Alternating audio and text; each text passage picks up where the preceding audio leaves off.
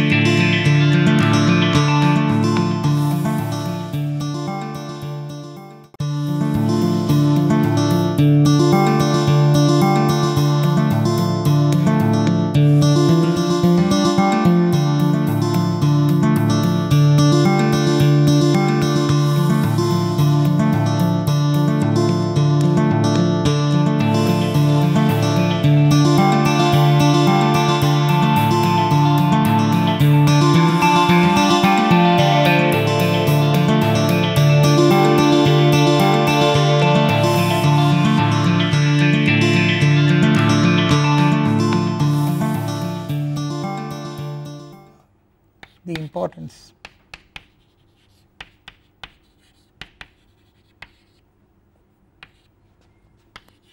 of local rings.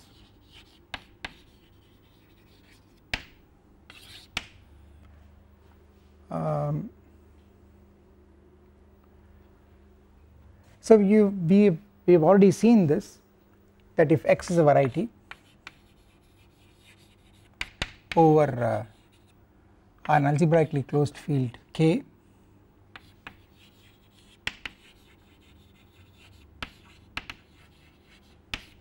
and you take a point small x in capital X, then we have defined the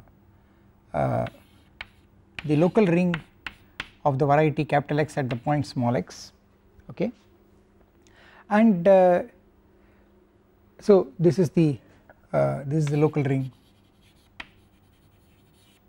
of capital X at small x. Then we have also defined Kx, which is the so called function field of X,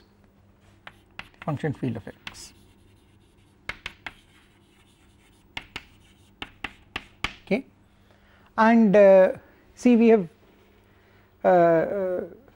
seen that Kx consists of equivalence classes of rational functions, namely functions which are defined, regular functions which are defined not on all of X but on an open subset of X, okay, and of course the equivalence is that two functions are equivalent if they coincide on the intersection of their domains of definition. On the other hand, the local ring is supposed to be gotten by doing the same thing but concentrating only attention to regular functions in a neighbourhood of the given point small x, okay. So and we have seen that, you know, Ox, which is the set of all global regular functions on X, this is a subring of course of the local ring of every local ring, and that is contained in the quotient field, and in fact of course K is of course sitting inside regular functions as constant functions, okay, and in fact this Kx is actually the quotient field of Oxx. The quotient field of this is exactly this. In fact if you go to any open set U then which is non-empty, then Kx is the same as Ku and Aux is the same as Oxx, okay. So let me also write that this is also equal to Aux and this is also equal to Ku, where U is an open subset of X and yes, small x is in capital U, and so local ring does not change if you go to a smaller open set, and the function field also does not change if you go to a smaller open set, because so called smaller open set is actually not so small, okay. Any non-empty open set of a variety is irreducible and in fact it is dense. So what you are throwing out, the boundary is just a very small set, okay. So and we have seen that the local ring already there is a lot of information stored in these things.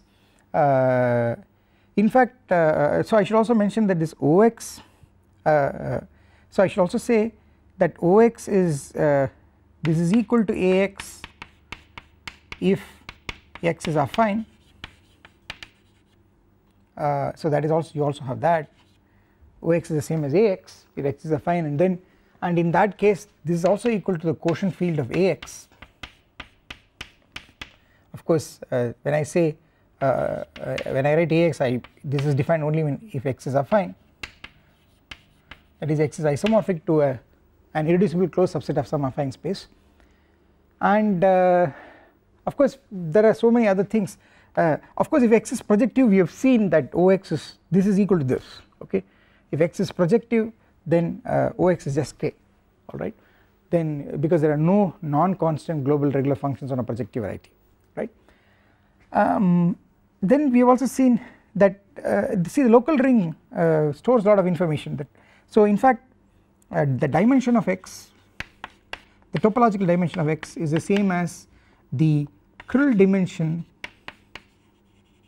of the local ring at each of its points, and this is also equal to the transcendence degree over a small k of the extension capital Kx. Capital Kx is the function field of X is it's an extension of K, it contains small k. After all, this K is a field, these things in bit, this is a finite, I mean this is a K algebra, and this is a local ring, this is a local K algebra, a local ring which is a K algebra, whereas this is again a field, this is a large, and everything is contained in this big field, okay. And small k to capital Kx is a field extension, okay, because it is a bigger field containing a smaller field, and then the transcendence degree of this over this, namely the by that one means the cardinality of a transcendence basis of this over this, okay, which measures the number of maximum number of algebraically independent transcendental elements over small k, okay. That is a measure of the dimension, topological dimension, okay, and the dimension is also shows up as a Krull dimension of the ring, okay. And you also know that this is also equal to the Krull dimension of Ax if, of course this is if X is affine, okay. So already there is so much information, but then the object of this lecture is to tell you that this local ring is really a very powerful thing. It contains it stores a lot of information. So let me tell you the first thing. So it's about the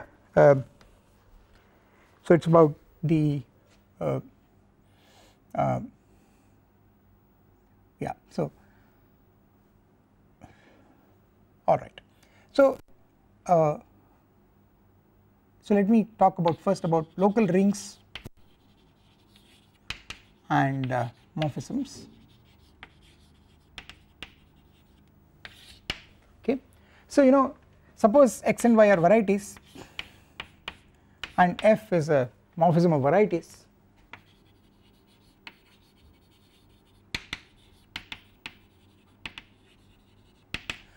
you know that means that X and Y could be, both X and Y could, each of X and Y could be affine or quasi affine or projective or quasi projective, and the fact that F is a morphism means that F is continuous and F pulls back regular functions to regular functions. So so the point is that if I take a point small x here and it goes to the point small y, which is the image of x under F, and you take an open set U, an open set here which contains the point x, and you take well rather I will do it the other way around, let me take an open set V which is a neighbourhood of the point y, and let me set u equal to f inverse V, then of course f being continuous, the inverse image of V is an open set, I call that as u, and then of course f factors like this is just f restricted to u, this diagram commutes, okay. And now you have a map from OV to OU, which is actually O of f inverse of V, and the map is just the pullback of regular functions. So the notation is f hash, and what does it do? If you give me a regular function g on OV, what I do is that, I mean what this does is that it pulls back g to f hash g. And what is f hash g? F hash g is just first apply f restricted to u and then apply g. So f restricted to u followed by g. So this is what, so this is just pullback of functions, okay. So so basically what's happening is that giving a g on OV means that you're giving a function from V to k which is being thought of as a1, and you know with the Zariski topology on k you have a1 and this g is a morphism. So a regular function is just a morphism into a1, so g is a morphism into a1, and then you compose it with this and then you get a morphism like this, and this is precisely f hash of g. This is the pullback of g by f, okay. And the condition for a morphism is that not only f should be continuous, but whenever you start with a regular function on a target, on an open subset of the target, when you pull it back you should get a regular function on the pullback of that open set on the source, okay. That is part of the definition of a morphism. And one of the important things is that what this leads to is that from f this induces a map f hash y which will go from the local ring of y at small y to the local ring of capital X at small x, okay. You have a map at the level of local rings, right, and this map is of course again it is induced by the same thing, namely what you do is what is an element here? An element of the local ring is just an equivalence class of a function which is regular on an open neighbourhood of the point y. So you have something like V comma g, this is what an element here looks like, it is an equivalence class where g is a regular function on V, g belongs to OV and V is a neighbourhood of y, V contains the point small y, and what do you do? It is very simple, you simply send it to the class that corresponds to the pullback of that function which is also a regular function. So I take f hash g and I take it on u which is f inverse of V, and I take this pair and then I take the class. So this is how this map is defined. So all I am trying to say is that if you have a morphism of varieties, that morphism induces for every point small x and you take its image in capital Y, you get in the reverse direction you get a morphism of local rings, okay, and you get one morphism like this gives you a whole bunch of morphisms of local rings going in the other direction, okay, one for each point here and its image there, right.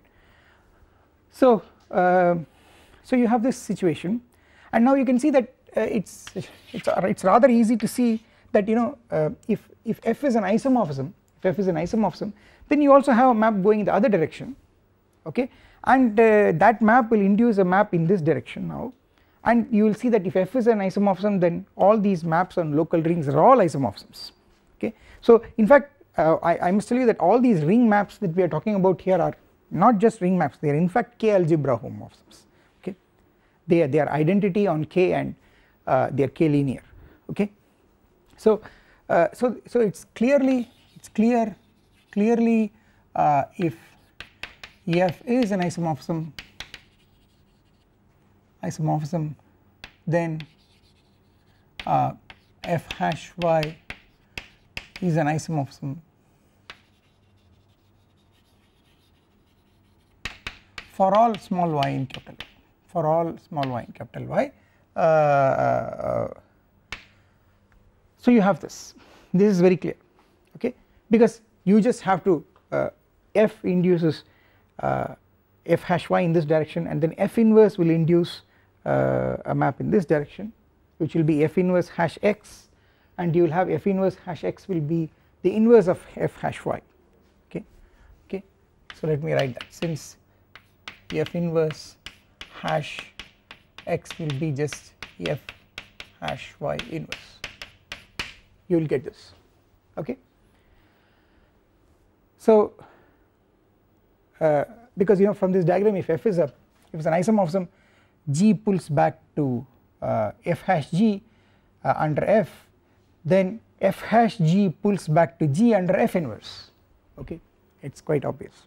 So but the beautiful thing about local rings is that you can decide whether something is a morphism using the fact that it's a homeomorphism, it's a morphism which is a homeomorphism, okay, that is a topological isomorphism, plus it induces at the local rings isomorphisms. So that is the big fact. So here is the theorem is a morphism f from x to y of varieties is an isomorphism if and only if f is a homeomorphism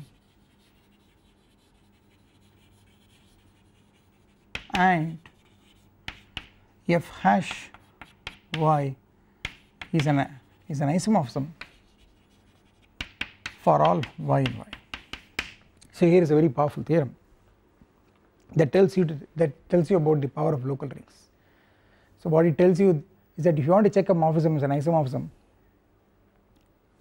then you first check it is a topological isomorphism, okay, then check at the local rings the morphisms induced at the level of local rings, they are all isomorphisms, then the morphism is an isomorphism. So for the proof of this,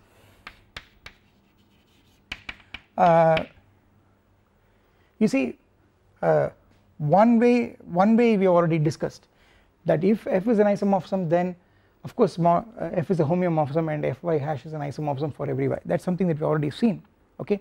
We have to prove the other way around, okay. So one way is already done. So assume that f is a homeomorphism, f is a morphism which is a homeomorphism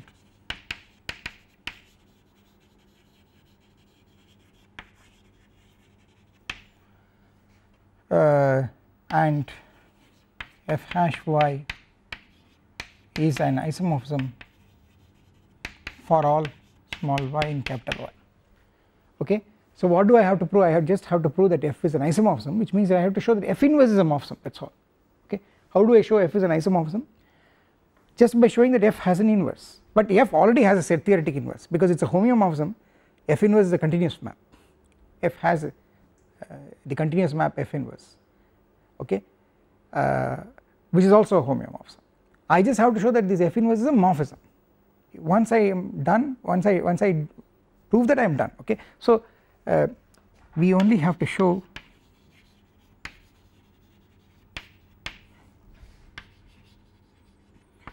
f inverse is a morphism, but you see f inverse is a homeomorphism, so f inverse is already continuous, okay. So the only thing you will have to check is that it pulls back regular functions to regular functions, okay. How do you check something is a morphism? You have to check two conditions. One condition is that it is continuous. The second condition is that you have to show that it pulls back regular functions to regular functions. So but f inverse is already a homeomorphism, so f inverse is also a homeomorphism, so it is continuous. The only thing I will have to therefore check is that f inverse pulls back regular functions to regular functions. So since f inverse is already continuous,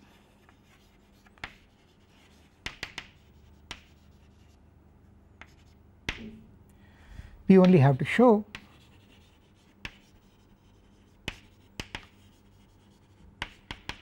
f inverse pulls back regular functions to regular functions.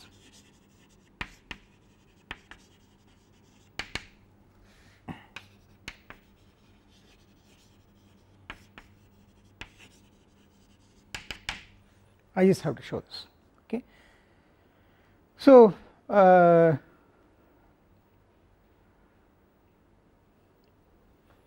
what do I do to do that? So I have this so I have the situation is like this, so here is x, here is f inverse, and here is y. I had to f inverse already, of course, is a homeomorphism.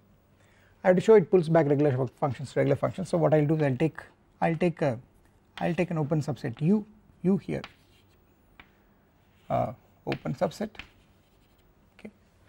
Of course, whenever I talk about open subset, I am not mentioning it, but I am only interested in non-empty open subsets, okay.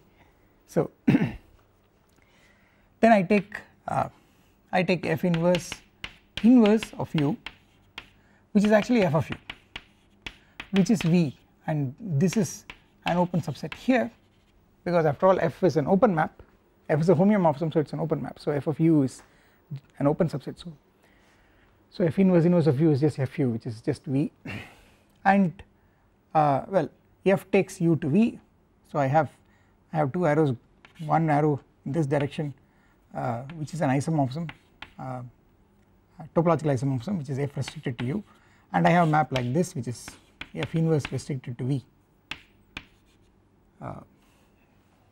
Okay, I have this. What do I have to show? I have to show that, start with the regular function here, I have to show that f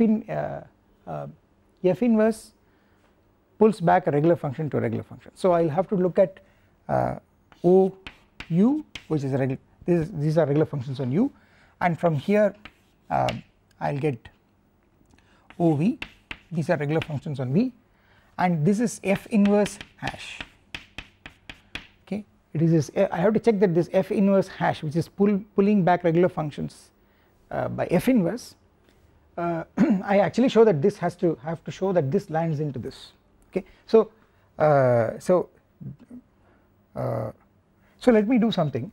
If I write like this, then I am already assuming that it is landing inside OV, so I have to do something. I will have to write O,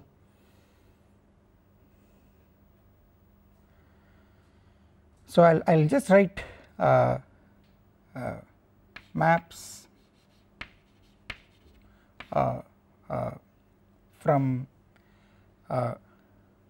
v to k, okay, and mind you, I start with a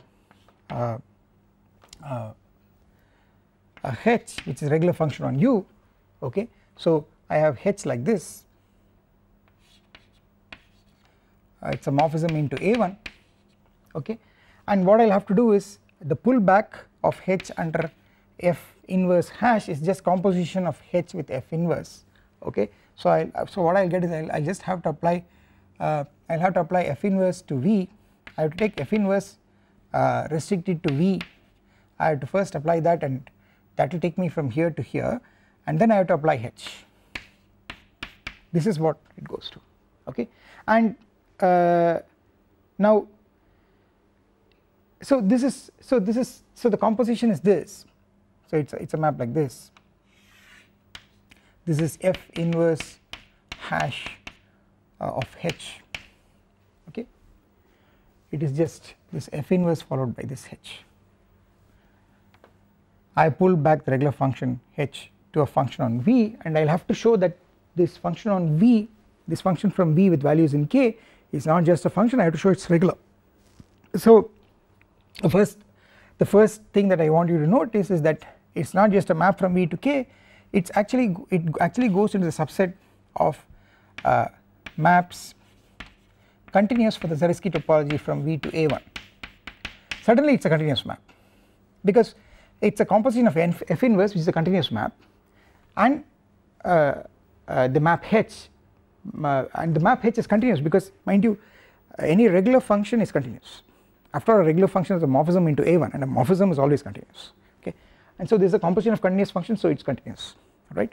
But what I have to show, so this is not just here but it actually belongs here, but what I have to show is that it actually belongs even in OV. This is what I will have to show.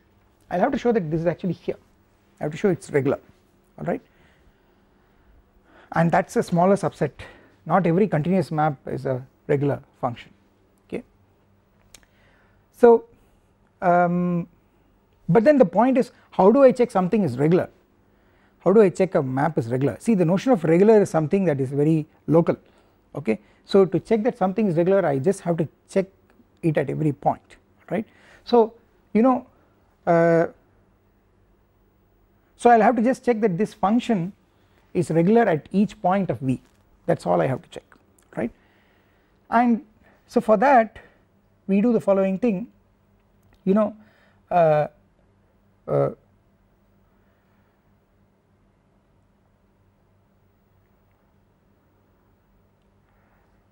so now comes this business about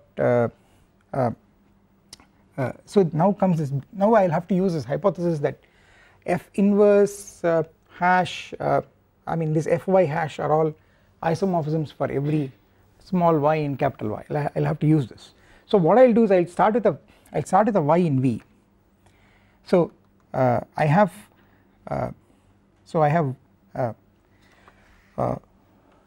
you start with a small y in V and you take small x in U with f of x is equal to y, which is the same as saying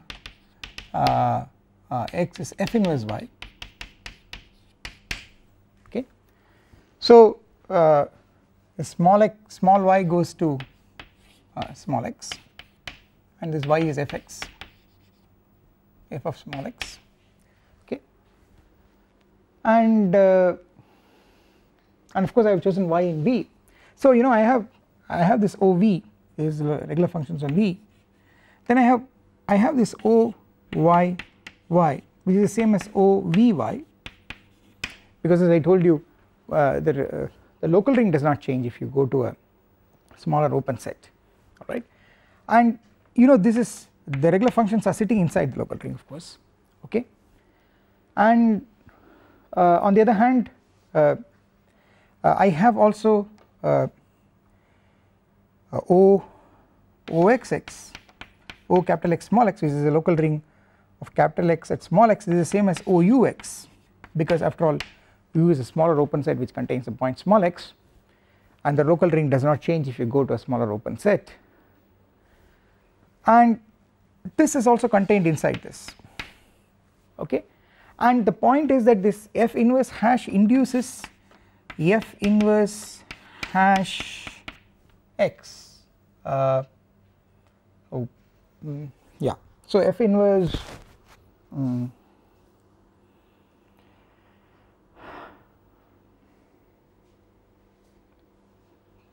so I still have to say that F inverse is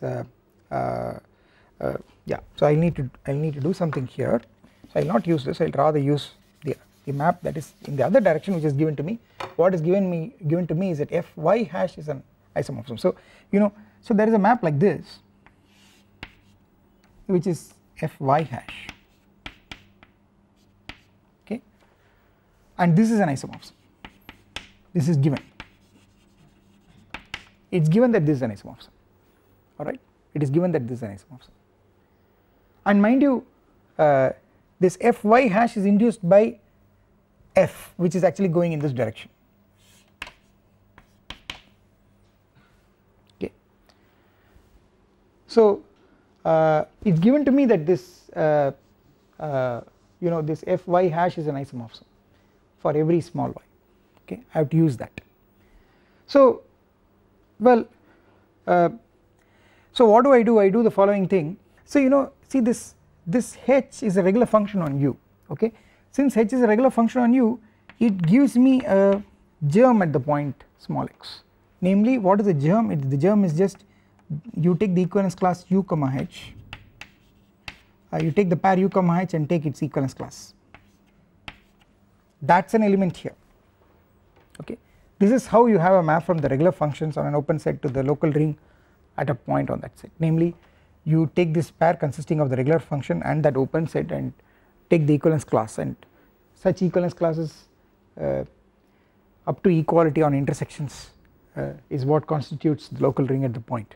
Okay, so I have this, but then you know f hash y is an isomorphism, so this comes from something here and that is here, that is in the local ring. Therefore what it means is that so let me write this down, since f hash y is an isomorphism, there exists a germ here which goes to that, and how is a germ here represented? A germ here is represented by a regular function on an open subset of y. Okay, so so what I have is, well, I have there exists w comma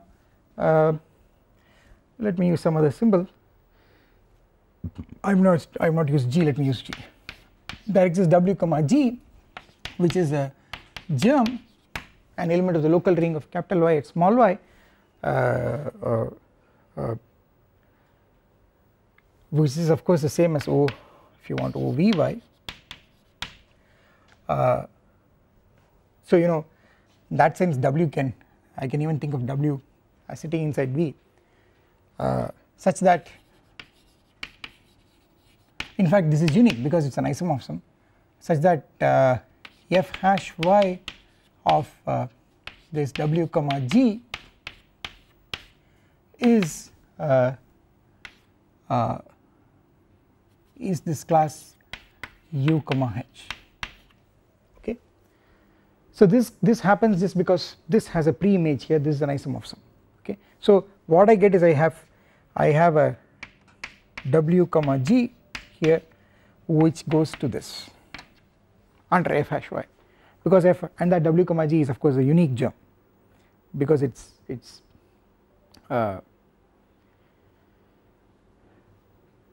because f hash y is an isomorphism, K algebraic isomorphism. Now what you will have to notice is that see if you now look at this g is defined on w, and this w is an open, see after all w is an open subset of y, and in fact it contains the point small y, so you will also intersect v. You could even think of w as an open subset of v, but in any case if you want to think of it as an open subset of y, you can always intersect it with v. So what happens is that you have O of w intersection v, you have this, okay, and you have this fellow here, namely you have this g is a regular function there. Okay, and what is happening is that well you know if I take the image of this under f inverse, okay, then I will get f inverse of w intersection v, okay, and I will get O of this, and this will be f hash. I have this f hash, okay, this f hash you see f is in this direction, so f hash will be in this direction. So f will go from f inverse w intersection v to w intersection v, okay. So f hash will be pulled back of regular functions in the opposite direction, namely a regular function on w intersection v goes to a regular function on f inverse of w intersection v, right. And so you know if you take this g here, what will happen is that I will get f hash g, that will be here. So this f hash g will be a regular function on f inverse w intersection v, and of course f inverse of w intersection v will intersect u anyway, because x is in w intersection v and x is also in u, okay. And the point is that see this, it is this f hash which actually induces f hash y, because you should remember that the morphism, the the K algebra homomorphism, the local rings are induced from the given morphism by pull back of regular functions. So the point is that you have a commutative diagram like this. So you have, if you go to the local ring of x at small x and you go to the local ring of y at small y, then this is sitting inside this is sitting inside this, and you have this f hash y, and this f hash y is precisely going to take, see, the germ of f hash g, see, to whatever it is going to go to, okay, that is the same as taking the germ here and applying f hash y, okay. But if I take the germ here, g is going to w, it is just going to this germ, okay. So it is just going to the germ of w comma g, okay, and that, so maybe I will write a little below so that I can have more space. Well, this guy is really going to go here to germ of w comma g, and this fellow by our definition of f hash y is going to go to u comma h, germ of u comma h, and that is precisely what this f hash of g has to go to, okay. F hash of g has to go to u comma h, alright. So so the moral of the story is that you see f hash of g and see, but f hash of g will go to what? F hash of g will go to w intersection v intersection u comma, so let me write that down correctly.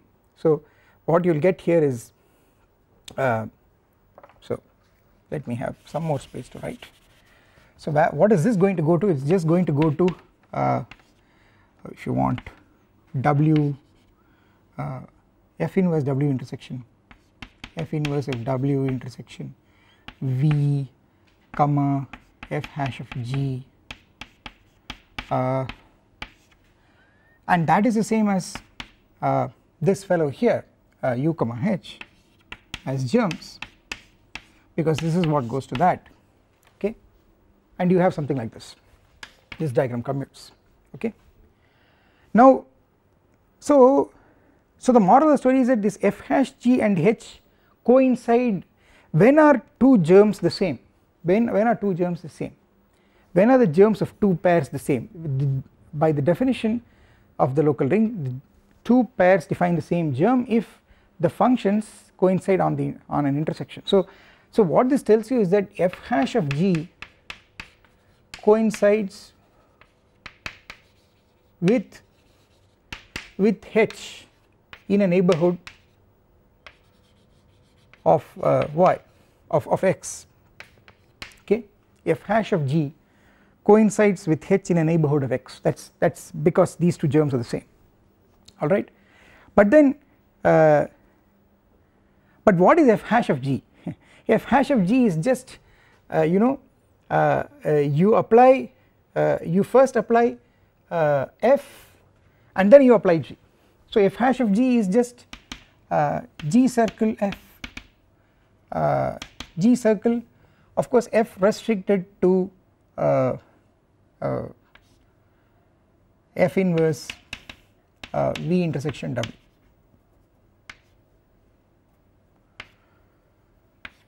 This is what f hash of g is. F hash of g is just the pullback of the function g. So g is a regular function on w intersection v, and f takes f inverse w intersection v to w intersection v, and you first apply f then you apply g. The composition is precisely f hash of g. So what you are saying is that g circle f restricted to f inverse w intersection v coincides with h, but that is the same as saying that because f is a homeomorphism, it is the same as saying that g coincides with h circle f inverse v in a neighborhood of y. So this implies that g coincides with H circle F inverse restricted to V in a neighbourhood of Y, because you know F is a homeomorphism, okay, on whichever neighbourhood F hash G coincides with H. If you apply F inverse on the right, you will get that G will coincide with H circle F inverse V. So you see, what is F hash G? F hash G is G circle F restricted to F inverse W into F restricted to F inverse of W intersection V, okay, that coincides with H, okay. Then if you apply F inverse on the right, you will get G coincides with H circle F inverse restricted to V in a neighbourhood of Y, because you just apply F inverse, okay. So what have we proved? What we have proved is that this H circle F inverse V in a neighbourhood of the point small y is equal to a G, but what is G? G is a regular function. So what you have proved is that this function that is defined on the whole of V is at every point equal to a regular function. That means it is locally regular, and a function that is locally regular is regular because the definition of regularity is local, okay. Therefore we are done. So this implies that H circle F inverse V is actually in OV, okay. So that ends the proof. So let me repeat. What we did is we started with a regular function H on U, and then we pulled it back. We wanted to show that this is a regular function on V, okay, but what we end up proving is that for every point small y of capital V, if you give me any point small y of capital V, there is a neighbourhood where this function is equal to a regular function. That means this function is locally a regular function.